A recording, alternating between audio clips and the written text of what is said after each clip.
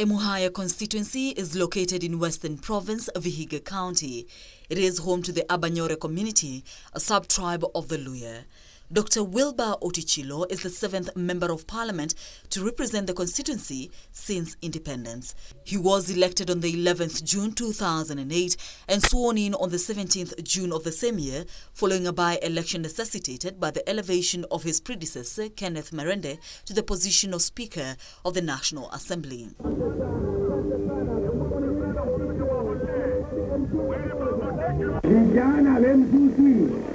Vijana wengi ndangwa mlembe kandi ukuranga nyamuko tuna hembwa ingari muno tukake magole indai omubiretura nyanga mukubire hembwa muno wadire kasi indai nyanga ndondi wako amara kumale kura ndondi wejaje kofere kasi ya maendeleo kwa hivyo vijana nyanga mwitende mpango mpango gani mnataka ndio sasa nikirudi tuanze kufanya kazi.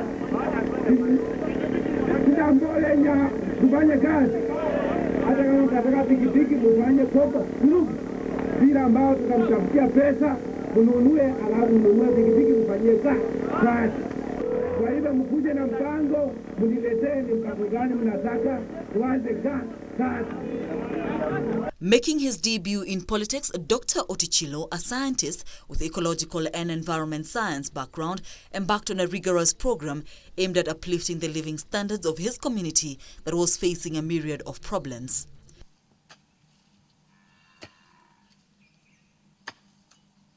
With the support of professionals in the area, Dr. Otichilo embarked on development of a 10-year strategic plan to act as a framework for addressing issues of education, health and infrastructure development, as well as poverty. After being sworn in as a Member of Parliament for Emuhaya, I immediately embarked on actualizing my campaign manifesto centered on delivering action.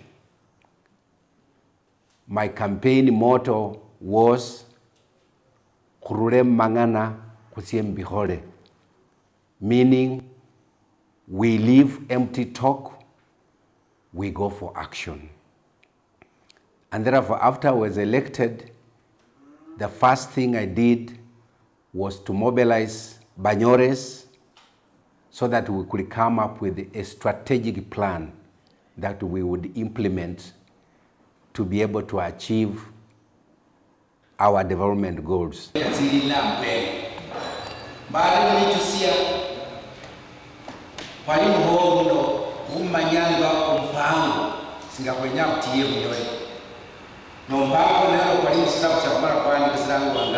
Emuhaya strategic plan. After 2 years, kuitile kumbole kutia wewe. Nenyumo kumbole mbumlola tiyogai nomba kwa tiyogai mlole na hapo musina akuja kutia nenye nomba kwa kuwa mashauri kutie hala kwa kulele maendeleo Emunyole. Iliyabili the cooperation abantu bajole bali Nairobi kulonga kulikuwa education in Emuhaya, because if abantu bali on the ground kulora then the serious problem on education the kula corrective measures kulora abanyole instead of saying kunyira titsanga. I want to thank a number of Emuhaya professionals who are led by Professor Benson Estambale, who sat down with me to craft a strategic plan which was later on endorsed by the people of Bunyore for implementation. And the secretary was the late Godfrey Olkoye. Other members of the committee were Dr. Nasibi, Pamela Amunga, John Ambeza, and many other professionals who contributed towards the strategic plan. We prepared the strategic plan in which we did a lot of consultation with the people on the ground. We talked to the stakeholders, we talked to the church leaders, we talked with all development agents in Emuhaya, including the provincial administration. And after a long consultation, we came up with a strategic plan that was officially launched at Bunyore Girls High School on 27th of December 2008. The chairman of CDF, our director of planning Western Kenya, our representative of the CDF board from Nairobi, and the people from Emuhaya. I'm indeed very happy to receive this strategic plan for the people of Emuhaya from our consultant through our chairman. I want, on behalf of the people of Emuhaya, to say thank you very much for this document. This document is now our roadmap. This is the document that is going to guide our development in Emuhaya. This document does not belong to CDF. This document does not belong to Director of Planning Western Kenya. This document does not belong to CDF or Nairobi. It belongs to the people of Emuhaya. And you are here to represent the people of Emuhaya. So I want, on your behalf, as your leader, to accept this document and say we want to commit ourselves to this document. I want that assurance that we want to commit ourselves to this document. Are you ready to commit yourself to this document? Yes. One of the first aspects of the development program was security. Security was a major problem in Emuhaya when I took over as a member of parliament. There was theft of livestock. There was theft of everything, and people could not get to do their business because there was insecurity. So one of the main projects in the strategic plan was to come up with a security program to make sure that people were secure to do business.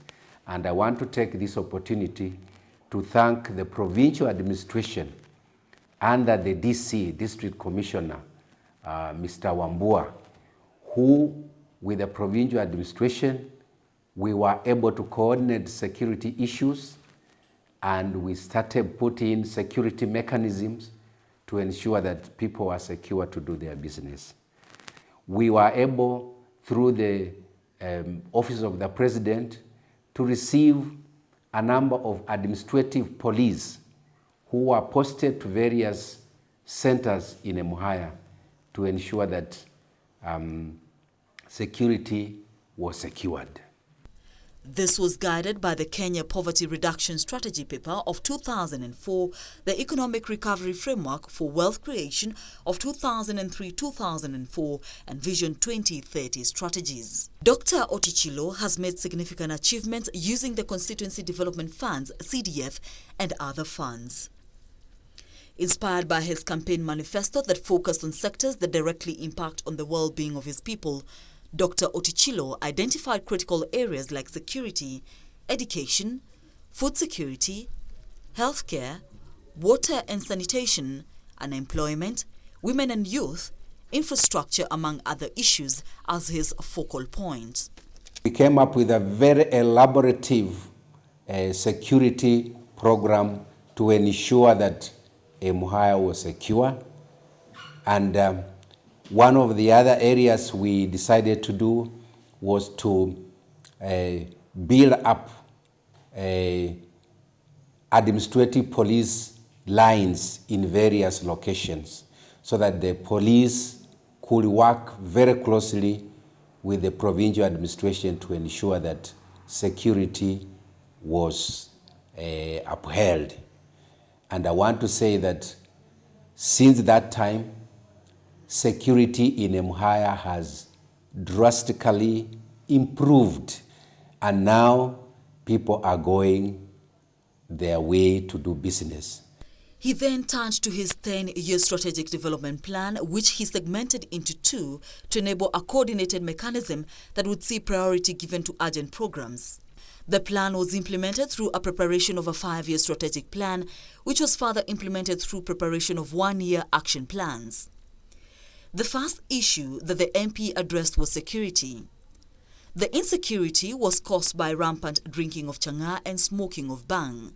His office worked closely with the provincial administration to tackle this problem. Managed to get Dr. Otichilo, who came. So I started now working with all the leaders in the district because there were so many problems, particularly on security. I sat down with the member of parliament and other leaders, and we agreed, among other things, that we were to have all the admin and community policing members vetted so that we would start with a new team, a team that the members of public have trust. We did that, and we were able to replace those members whom members of public felt were participating in, were compromising on security. And we were able to restore security in all the centers in the district. We had so many shops that had been closed. We also had what I can refer to ghost homes, whereby somebody who lives in other centers like Nairobi or Mombasa, they have put out their rural homes there, but criminals could not allow them to enjoy that facility. So when there are funerals or any other celebrations within their families, when they visited Emuhaya, despite the fact that they had the houses, they were forced to go to Kisumu to sleep put up in Kisumu and then come back the following day. But I can assure you that today, everybody is sleeping in their homes without fear of attack from criminals. Also, around 400 businesses have been put up across all the market centers, most of which had been closed because of insecurity. I used to operate from Vihiga, but the CDF put up a house for the DC, so I'm able to operate from the district. And it makes it easier for me because the fuel that I used to travel, for transportation to Vihiga every day, to and fro, can now be used for security matters. And since we put security in place, a lot of business has started. Some of the markets that had closed down, like Wehomo, Esaba, Mwichio, Esibuye, Munjiti, Esiruro, have now become very vibrant. Nina furaha sana kwa hii soko ambao tulikuja kujengewa hapa, kwa maana tunaona itakapokuwa inaendelea mahali hapa, tutakuwa na maendeleo katika huu mji wetu. Na sababu ya hii soko kuwa hapa, wakina mama walikuwa wanahangaika kubeba mizigo, wakienda Rwanda, wakienda sehemu mbalimbali, ili watafute vile watakuwa wakiuza vitu vyao. Na tulipo lalamikia habari ya soko hapa, na tukaona tumeletewa na mjumbe wetu soko ya hapa, tunafuraha sana kwa sababu tutakuwa na maendeleo katika hii mji wetu. Hii soko vile tumeletewa na Mheshimiwa Wilbur Otichilo itatufaidi kwa njia nyingi. Sisi kama vijana tuko na miradi ambazo tunafanya kwa maboma, tuko na kuku tunavuka, tuko na ukulima, tunalima mboga. Kama mimi binafsi tunavuka kuku. Sasa hii soko itatufaidi sana. Mayai kuku zetu zikitaga mayai hatutakosa mahali pa kuuza. Vijana watapata kazi kutoka hapa, mizigo zikija watakuwa wanashukisha, wanatoa kwa barabara, wanapeleka ndani, wanapata kiinua mgongo chao, wanarudi nacho nyumbani kuliko vile tunakaa kwa maduka hivi. To enhance security, AP security camps were constructed using CDF funds in the following areas: Elukongo, Ebukolo, Ipali, Emanyinya, Esirulo, Esibeye, Emukunzi, Ilungu, Ebusiralo, Muchio, Kwirumbi, Ebwali, Esaba, Ebusuyubi, and Maseno Depot. Also, community policing was established in all sub-locations. As a result of this effort, insecurity has drastically reduced in the district, particularly of livestock, and business and trade is now booming. Majina yangu naitwa Mrs. Ebi Amakanga, Chief Ibona Location. Mheshimiwa aliweza kufungua outpost mingi za askari. Kuna wale wa Kima Post kutoka Emuhaya walitolewa Emuhaya wakafunguliwa kituo cha polisi cha Kima Post. Kuna kile kituo cha Ebwali Post iko, na mheshimiwa ametufanyia kazi mzuri. Hebu tuelezee ile maendeleo yamekuja huko, tuambie ni nani ameleta. Otichiro ndiye ametuletea. Ameleta nini? Ameleta hospitali, ametengeneza shule yetu, ilikuwa iko mbaya, ametengeneza madarasa. Sasa barabara tumeona ametufanyia kazi vizuri. Usalama iko sawa. Tuko hapa na maepi wetu wanatungoja hapa, shida ikitokea wako karibu na sisi. Ukilinganisha miaka hiyo nyingine na sasa, unaona tofauti uongozi wa mbeleni wa sasa hivi? Iko tofauti kali kabisa. Tulikuwa tukikonjeka, watoto wetu wanakonjeka hata usiku. Tunashinda tutaenda Rukongo saa ngapi? Haya huko Ipali, huko Yala. Sasa tuko vizuri, hospitali iko hapa kwa mlango. Emuhaya kutoka Ebukange Sikuyu. Samani tulikuwa na shida Sikuyu hapa. Kutoka hapa kufika Rwanda tulikuwa na shida sana. Saa hii tuko na raha. Shauri ya Mheshimiwa Otichilo. Wakati alienda kwa bunge tumeona mabadiliko kubwa. Ametengeneza madaraja, mashule, barabara. Saa hii tuko na raha. Ukitaka kufika Rwanda unafika kwa dakika 2 na pikipiki. Shauri barabara ni mzuri. Mheshimiwa Otichilo ameweka barabara zote za Wehomo ziko sawa.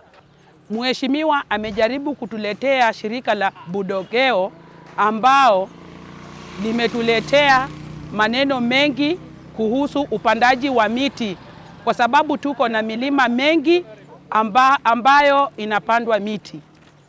Mheshimiwa mwenyewe ametuletea stima.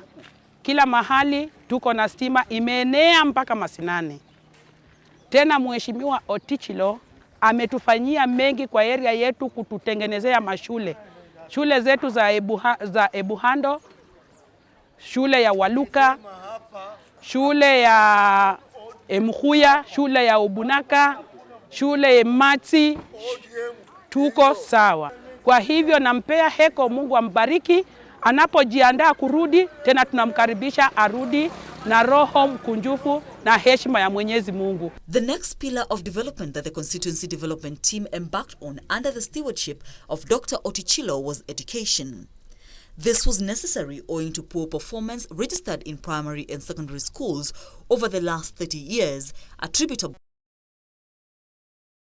to poor leadership by head teachers and principals, school management committees, and poor infrastructural facilities, including apathy by parents to education, in addition to lack of investment in the education sector. Mheshimiwa mbunge wetu Wilbur Otichilo ametusaidia pakubwa sana. Njia imetengenezwa, imemwaga mara ambao kulikuwa na matope sana.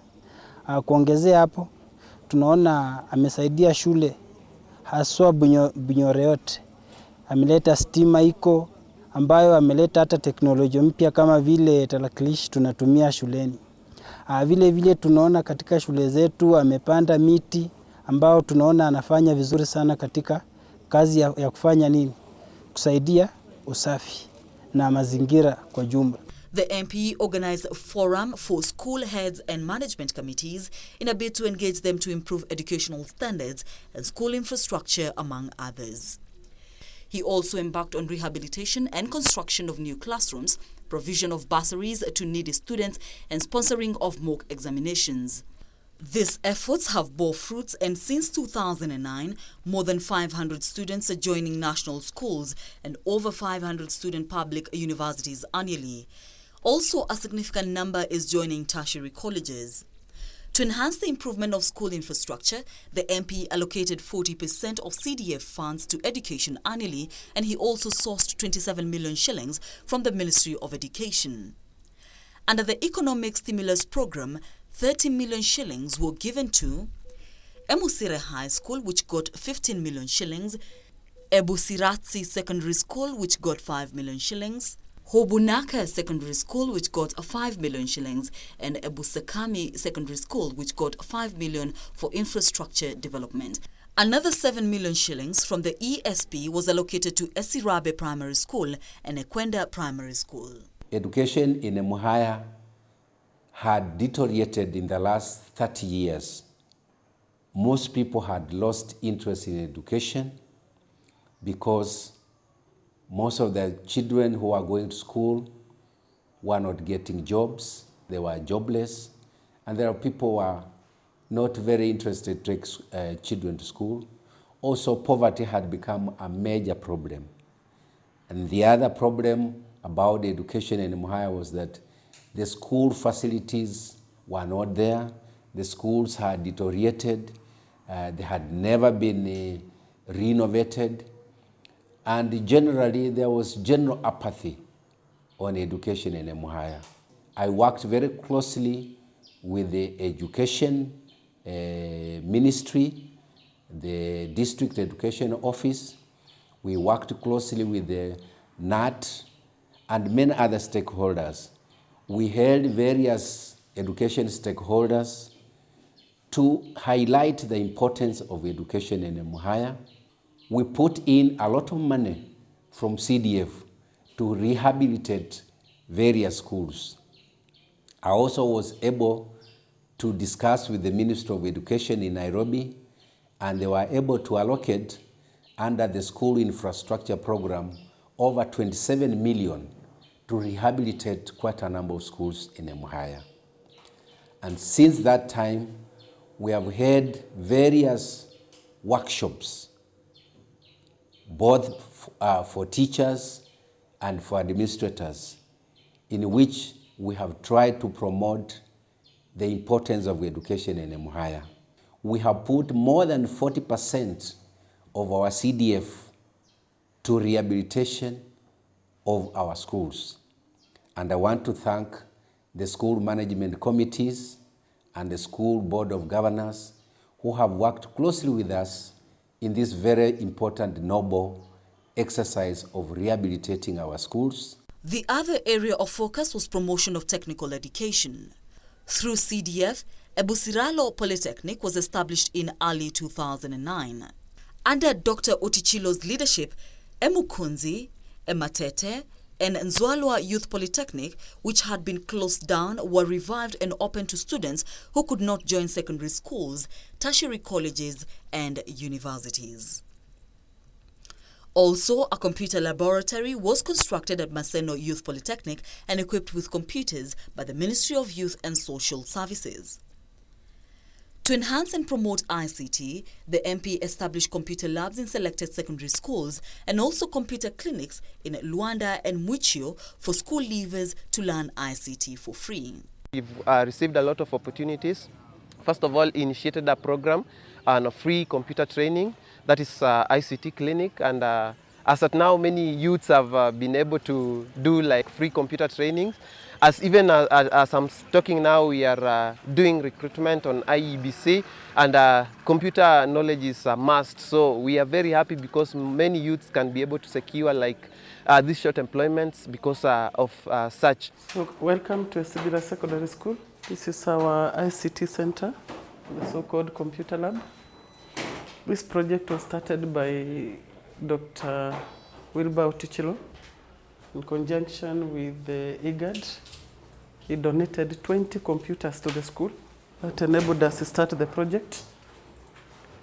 In addition to that, the government of Kenya added us 11 computers with the local area networking and internet. We wish to thank Daktari so much for what he has done to this school, given that if it were not for his initiative, this project would not have started. In addition, Mheshimiwa has given us facilities for CDF to start a library. We are in the process of starting the project, and very soon, I'm sure we'll see the fruits of his work in the Emuhaya constituency. I really want to appreciate the efforts our Member of Parliament, Dr. Wilbur Otichilo, has done, particularly for this school. He has been able to put out for us a multi-purpose hall, which is actually a large hall that we use for all our meetings. It was also used as the dining hall, and equally also use it to do exams. Equally the same hall, we hire it out and generate some income for the school when people have weddings, church functions, and other things. Our MP has also been able to renovate for us the school, whereby he has renovated 5 classrooms fully, including the floors, the walls, painting, and the veranda. Equally, he has been able to assist us to drill a borehole for the school, and the borehole is not only serving the school, it also serves the community, serves the primary school, and that has alleviated the problem of water shortage in the school, because now we don't have to go to the river to fetch water. On food security and agricultural development, the MP, in collaboration with Ministry of Agriculture, introduced modern methods of agricultural production with special emphasis on horticulture and fish farming. He secured free fertilizer and certified seeds from the Ministry of Agriculture for the poor farmers in the district. He also presided over numerous agricultural promotion fora that were held during his tenure. He also introduced greenhouse technology form of farming in the district, apart from beekeeping, dairy livestock production, and tea growing, as well as tissue culture, banana growing, and soya beans. We are in this constituency, courtesy of Honorable Dr. Wilbur Otichilo, who invited us to introduce soybeans in the constituency. As up to now, we have a total of 300 small-scale farmers in Emuhaya constituency growing soybeans commercially, and I attribute this to the publicity that came through the Honorable MP. We are concerned with promoting fish farming in Emuhaya and the whole county as a whole. Now, the place where we are now is called Mwitoko Fish Farm. Mwitoko Fish Farm was established as a way of trying to promote fish farming in Emuhaya district and Vihiga County as a whole. And we want to make it to become a demonstration farm, so that it is one stop where if the farmer comes here at Mwitoko Fish Farm in Emuhaya district, he is able to be told to be shown how to keep fish. He is supposed to be shown how to formulate his own feeds back at home for those who can't afford commercial feeds. The same farmer is supposed to see some sample ponds which he can use or which he can actually adopt when he goes back home. Tuko na vidimbwi ya samaki 500. Tuko na vidimbwi ya samaki ya ESP ambayo ilisaidiwa na serikali 300. Tuko na vidimbwi ya samaki ambayo wakulima wale walijitengenezea kivyao 200. Hawa wakulima wote mimi watembelea na wafundisha vile wanaweza fuka samaki zao, wanaweza lisha, kuvua, na pia hata kuwafundisha vile wanaweza uza samaki zao ili wapate pesa. Right now they are able to export their fish to either Kisumu na Siaya, part of Siaya. Biashara ya samaki ni biashara nzuri, sio biashara mbaya, hasa Samaki za ponds sio samaki mbaya, ni zile samaki ambazo zinatusaidia, manake zile za kutoka katika lake siku hizi hazipatikani. Sasa ile ya pond ndio at least tunajisaidia nayo kwa wateja wetu. Kwa hivyo najaribu kusaidia wamama wale ambao wamekaa hawana kazi ya kufanya, wanaweza fanya hii kazi ya kuuza samaki, wanaweza jimudu nayo kimaisha. I'm a teacher, but I've ventured into fish farming. Then there was this program for stimulants, and the government helped me to excavate 2 ponds. They also helped me to put the fingerlings there, and at the same time supplied me with initial feed. As far as our MP is concerned, we know he's quite encouraging. He wants people to work hard so that you can have your own money instead of begging money on the road. And that is why he comes around. On infrastructural development, the MP has done a wonderful job. He opened up all major roads in the district and marramed them and are now all weather. He also constructed all major bridges in the district as well as footbridges. These efforts have bore fruits in communication in the district, and this has spurred increased trade and commerce as well as border business, which has created jobs for over 2,000 youth. Kuwa na shida mbalimbali hasa upande wa transportation, kwa sababu njia mingi katika Emuhaya constituency zilikuwa zimeharibika sana. Ukiangalia kwa mfano, kuna njia kutoka Luanda inaingia Big Ben kwenda Msire High School. Kukinyesha kule kulikuwa na shida kupitika, lakini kwa ufupi naweza shukuru mheshimiwa ambaye tumekuwa naye kwa sasa, ametusaidia zaidi.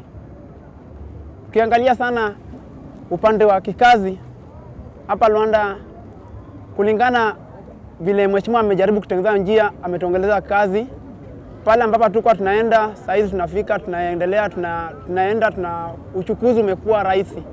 On business development, a lot of strides have been made. First, the MP has ensured that electricity is supplied everywhere in the district, having a 95% coverage. The supply of electricity has spurred development in metal fabrication, mushrooming of ICT cafes, and other related activities. Improvement of road communication has significantly enhanced retail trade and transport business. This has further been enhanced by improved security. As regards promotion of small-scale industries, a modern abattoir has been constructed at Mukalakala near Luanda town, as well as fish feed processing plant and Juokali sheds. Kuna wakati tulikuwa na mheshimiwa Mr. Otichilo, tukaongea na yeye, tukamwambia shida zetu, stools nini, akakuja akatengenezea sisi mastools, hata akapeleka sisi marangi. Shida pili ilikuwa ni shed. Katika shed alitetea sisi, ndio akaleta sisi kwa hii shed kutoka pande ile. Tulikuwa na shida huko, na ilikuwa ni ya jua kuchoma sisi, mvua ikikuja na tunyeshea. New and modern hotels have been built in Luanda, and Equity Bank has established a branch in Luanda town with numerous outlets in the district. A number of supermarkets have opened in Luanda town. Retail business is booming. As regards healthcare and public health and sanitation, a lot has been arrived. Emuhaya Health Center has been upgraded to a sub-district hospital, and inpatient wards have been constructed, as well as modern and spacious outpatient facilities, including operational theatre. So I'm here to give some light about the CDF project. There's an ongoing outpatient department in the hospital that is managed by the CDF at a cost of around 9 million. The work is ongoing, it's near completion. I think in 3 or 4 weeks' time it will be completed. We have worked so well with the CDF members and Mheshimiwa, and we really thank our RMP for the help he has accorded us.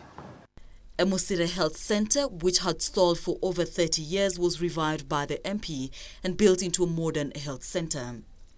New inpatient wards were built at Epali Health Center, and all other existing health centers and dispensaries renovated. The following new dispensaries were constructed and operationalized: Ebusubi, Emusenjeli, Ebukanga, Ematsuli, Esirulo, Ekamanji, Esitsaba, Mumboha, and Eliangoma. He has also constructed a theatre at Kima Hospital and hostel at Maseno Hospital. All health facilities have adequate staff and facilities. HIV/AIDS awareness programs were enhanced and are ongoing, as well as public health education. Shukurani kubwa nitatoa kwa Mheshimiwa Wilby Otichilo. Mimi mwenyewe naishi na virusi vya ukimwi, ni miaka 35 saa hii, na Mheshimiwa ametusaidia zaidi kufuatana na vile hali yetu ya mwili inavyoendelea. Sisi ametufadhili mpaka Mane Maker Pump, ambapo saa hii inasaidia wale ambao wameugua virusi vya ukimwi katika chama yetu ambayo tunaita Andekamen Fighting for HIV and AIDS. Ametununulia mbegu ya kupanda, ametununulia mbuzi ya maziwa, ametununulia ng'ombe ambayo kwa saa hii tunakamua maziwa kutoka kwa jina la Mheshimiwa Wilby Otichilo. Kwa hivyo ni pongezi zaidi wale wanaoishi na virusi vya ukimwi, wanashukuru Mheshimiwa, Mungu ambariki sana. Finally, he initiated jigger eradication programs in the district and has been very successful.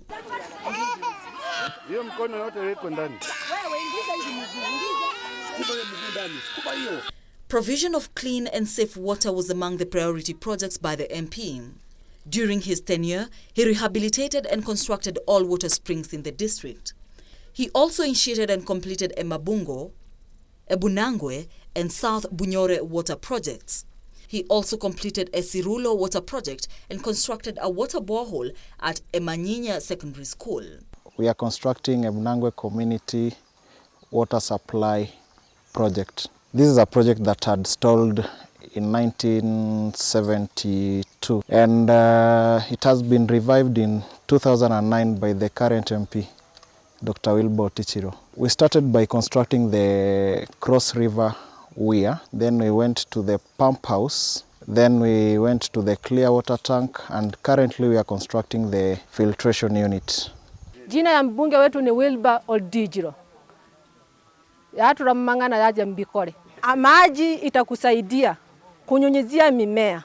Tena ile tulikuwa tunachota mtoni ilikuwa inasababisha ugonjwa kwa watoto wetu. Ile inaitwa typhoid. Kwa hivyo namrudishia pongezi kwa yote ametutendea, ametuletea maji, itatibiwa na watoto wetu watakunywa, watakuwa na afya mzuri. Saa hii tumekubaliana arudi bungeni.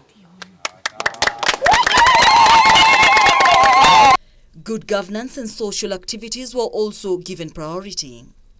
As regards good governance, Council of Elders committees were formed from sub-location to district to coordinate awareness creation on good governance. The main products of this endeavor were the production of a document on social-economic guidelines for accelerated development in Emuhaya, creation of 16 new sub-locations, 8 new locations, 2 new divisions, and a new constituency. Also, through the Council of Elders, cultural and security issues were addressed. As regards social activities, the MP initiated locational and district cultural festivals.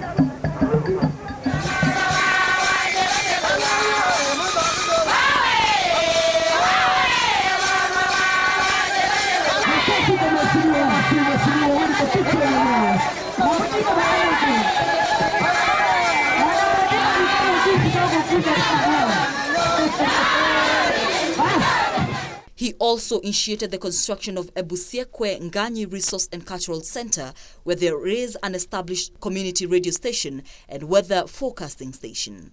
Last and not least, the MP has performed very well in Parliament. He has raised numerous questions and motions on social economic development, education, environment, science, technology and innovation. Member for Emuhaya. Thank you, Mr. Speaker, sir. Mr. Speaker, sir, I rise to ask question number 1 by private notice. The Minister for Public Health and Sanitation will answer that question. The Honorable Beth Mugo. Thank you, Speaker, sir. I beg to answer as follows. On the question on the criteria credible scientific facts, that's A, my ministry, in concurrence with cabinet decision, banned importation of GMOs due to the great concern on the safety of GMO foods. Some countries have already banned the importation of GMO foods into their territories on account of food safety and welfare of their own citizens. Mr. Speaker, sir, I asked for the minister to table scientific evidence that informed the cabinet to have the ban on GMOs. That's what I'm looking for. I've tabled reports, scientific reports on the same. And on her report, she's talking about France. I've already tabled a report on the government of the Republic of France on that report. He sponsored a bill on climate change and he actively participated in the formulation of basic education university, technology, vocational education and training, science, technology and innovation and transport bills. He spearheaded the inclusion of geographical information systems, geographical positioning systems and geo-information technologies in various bills including land and cities and urban areas bills. Finally, Dr. Otichilo has left an impeccable track record of development and achievement, one which can only be achieved through commitment, selfless and visionary leadership. For the people of Emuhaya, the MP's report card is impressive. Use it as you decide on who to vote for in the March 4th, 2013 national elections. Huyu mheshimiwa kutafuta hii kazi alikuwa na haja ama alikuwa na nia kabisa ya kufanyia watu wa Bunyore kazi. Kwa sababu ukiangalia uongozi ambao ulikuwa tangu 1963 hadi wakati huu, ukiuliza wananchi wa Bunyore na eneo lote, wale ambao watataka kukuambia ukweli pasipo kuweka siasa ndani, watakuelezea kwamba Mheshimiwa Daktari Wilbard Otichilo amefanya kazi ambayo imeridhisha wakazi wa Bunyore tangu tupate uhuru.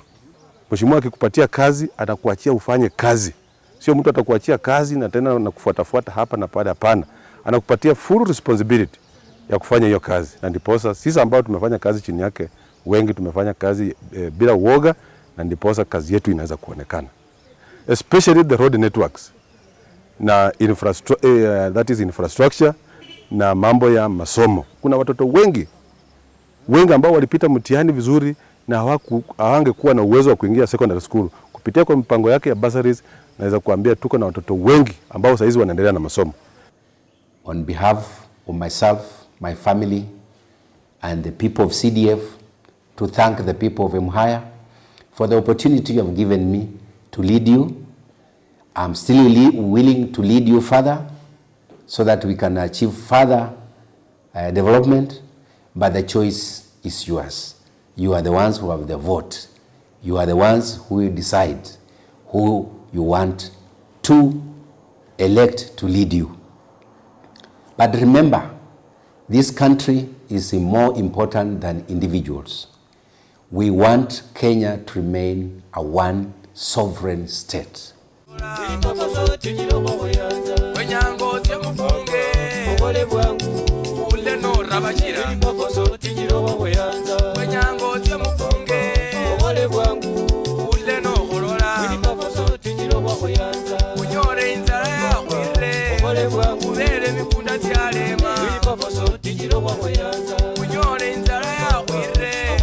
Sikire mikunda tyalema